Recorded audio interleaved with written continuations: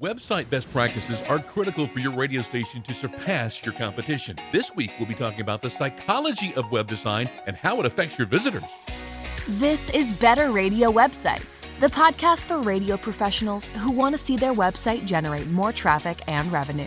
Each week, your host, Jim Sherwood, and his special guests give you time-tested tips and secret tricks to ensure your radio station dominates digital in your market. Here we go.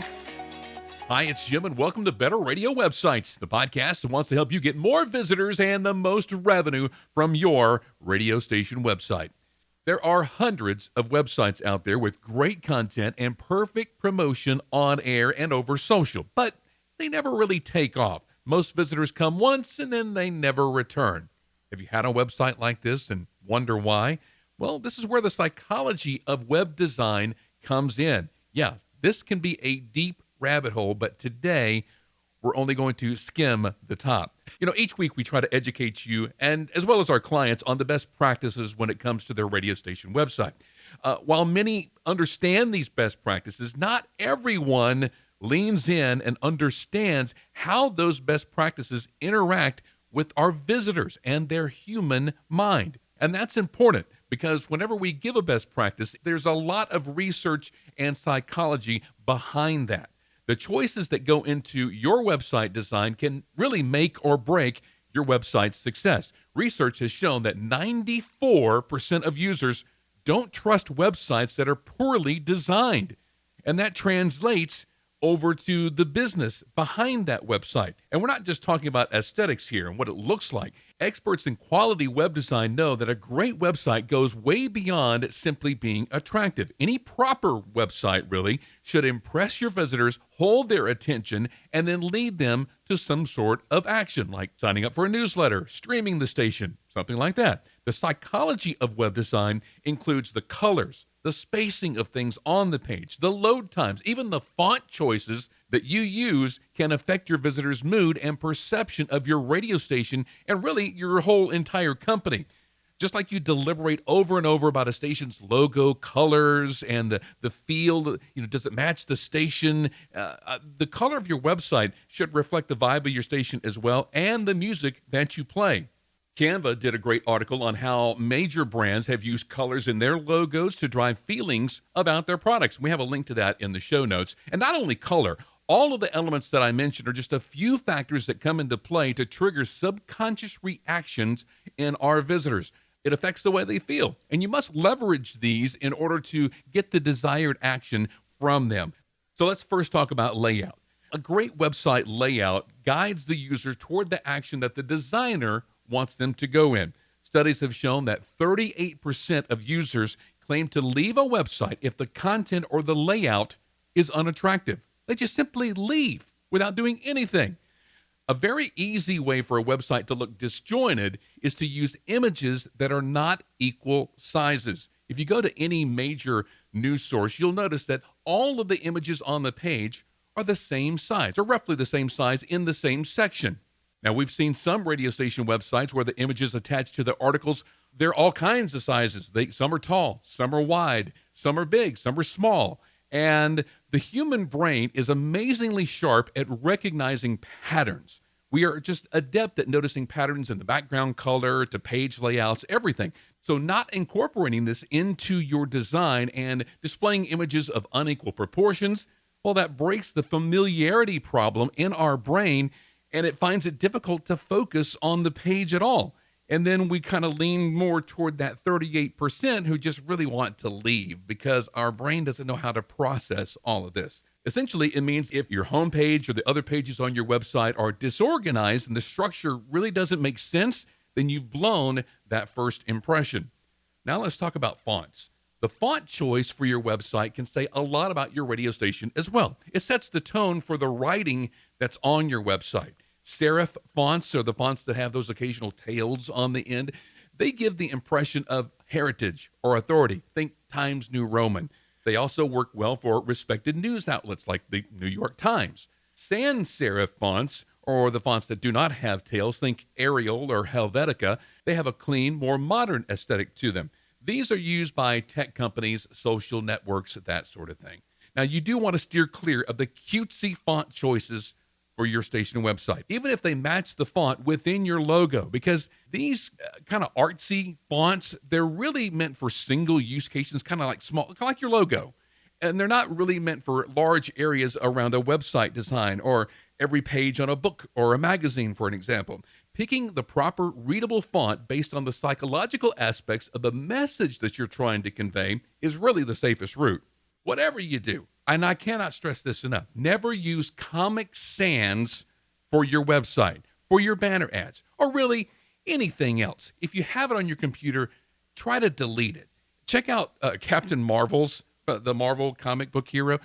Check out her webpage. And it looks like something that a kid from the 90s has designed, minus the MySpace link, of course. And notice the use of the Comic Sans on that page. Talk about horrible. All right, so going with a font that doesn't align with the goals of your website can really create dissonance. And combining different fonts, a lot of different fonts on your website, that's not a good idea either, because it can lead to poor design, which we've covered. Poor design sends people away. All right, let's talk about space on your website. How does it feel when you look at a crowded web page? The eyes have trouble focusing on any one thing because it seems chaotic and disorganized. And that's going to turn off most of your visitors. So this could be a reason why you have this perfect website, great content, promoted well, but no return visitors. You might think that the more options that your visitors have, the more likely they are to find one that interests them. However, studies have shown that giving people too many choices can create a choice overload in the visitor. So instead of choosing the most suitable option for them, they don't choose any. They just leave. They get overwhelmed. There's too many choices. I'm gone. Try to limit your calls to action, especially above the fold, which is the area that everyone sees when they first come to your website. Try to limit the calls of action right there. And for the rest of the page, white space can be your friend. I say white space figuratively. It could be any color, but think of that as breathing space. It allows the user to skim through the main content and focus on the area of their choice. So rather than have everything all bunched up together, try to allow some space for different areas of your website to breathe. It's important to find the right mix of this pleasing design and content saturation to generate a positive feeling from your visitor so they'll remain on the page longer. That's what you want them to do. You want them to stay on your website as long as they can, because that helps your SEO. They're going to be going to more pages. That's going to increase page views. You get more money for page views because you sell banner ads. All right? So the whole thing kind of ties in. You want to keep people on your website a whole lot longer. Now let's talk about content. People respond better when they feel things that are directed to them specifically.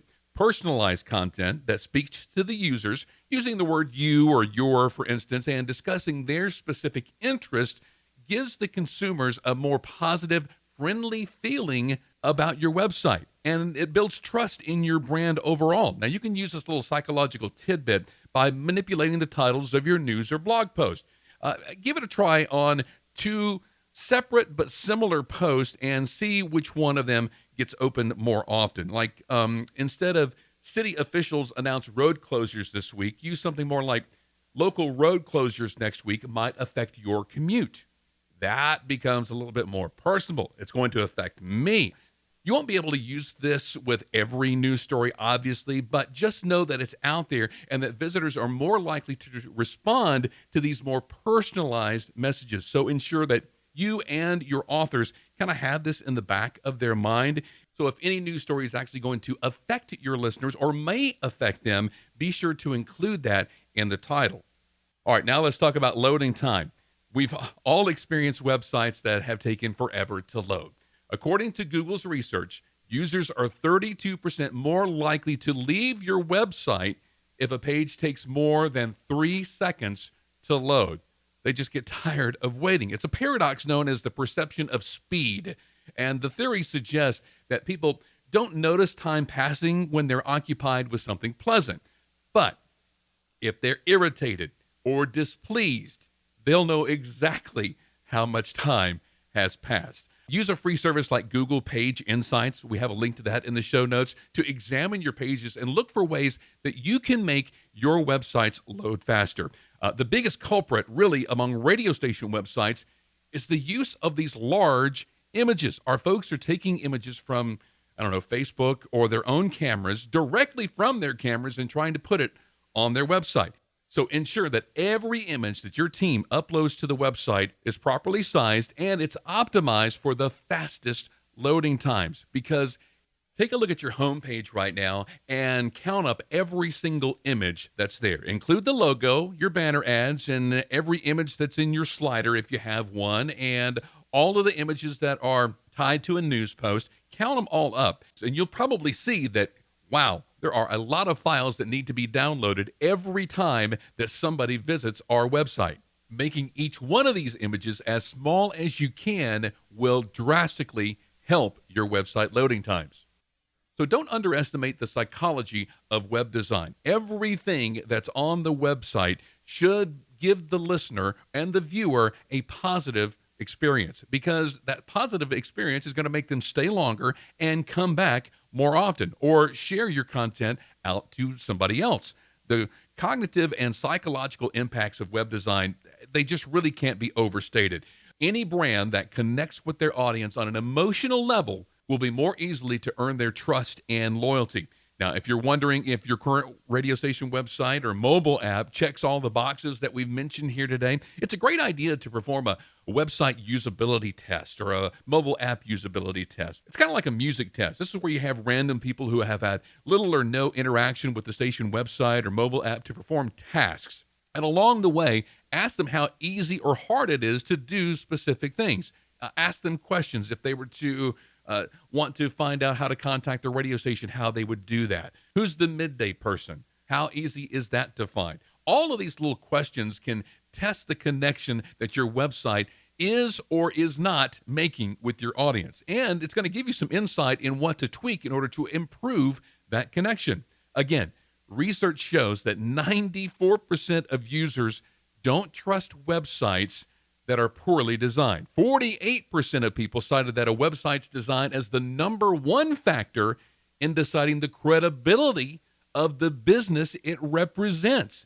This is especially present now. Let's say if you were to order from your favorite restaurant, you'd probably go to their website and try to do an online order. If that process is clunky or it's hard to do or just doesn't work at all or not present, you have a kind of a bad connotation that goes along with the experience that you would have gotten if you'd have gone in to the restaurant. So when someone comes to your website or opens up your mobile app, you only have a few seconds to gain a visitor's trust, and that trust can translate into more or less time spent listening to the radio station. When your radio station website is well designed and carefully populated with the right content and has clear navigation, it should be enough to put any visitor at ease and instill that eagerness for them to return day after day. Now, there are dozens, if not hundreds more little psychological factors that go into the perfectly well-designed website, but I hope the few that we've mentioned today will help you in making your radio station website just a little bit better. If you don't have a partner for your website, we'd love to help you with that. Reach out to us at skyrocketradio.com. Have an awesome week online making your radio station website better. We'll see you next time. Thanks for listening to Better Radio Websites. Inspired by today's episode? Be sure you are subscribed and share this episode with a friend. Visit skyrocketradio.com/podcasts for more episodes as well as show notes for this episode. Need help starting or making your station website better? Visit skyrocketradio.com.